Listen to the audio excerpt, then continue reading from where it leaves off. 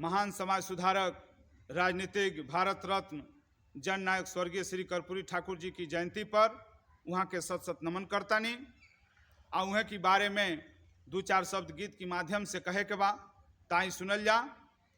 कि रहले ऊ सबसे महान हो जेके जाने जहानवा, रहले ऊ सबसे महान हो जेके जाने जहानवा। सबके भलाई निमन काम कइले ज्यादा, क के देखौल जौन कइले रहले वादा। सबके भलाई निमन काम कइले ज्यादा, क के देखौल जौन कइले रहले वादा। अरे जेकरा के पूजेला जहान हो जेके जाने जहानवा, जेकरा के पूजेला जहान हो जेके जाने जहानवा।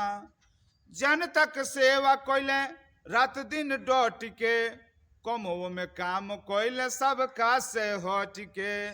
जन तक सेवा कइले रात दिन डट के, कमो में काम कइले सबका से हट के।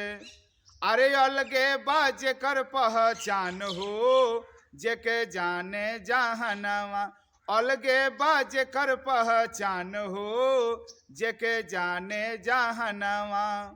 सचिदा सबेरा करें उनके गुणगान हो, जिला देवरिया जे कटे मुसा मकान हो।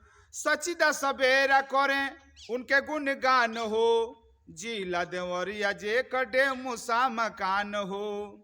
अरे जे देशवा में कइले बा नाम हो जेके जाने जहानवा, देशवा में कइले बा नाम हो जेके जाने जहानवा। रहले ऊ सबसे महान हो जेके जाने जहानवा, रहले ऊ सबसे महान हो जेके जाने जहानवा। नमस्कार।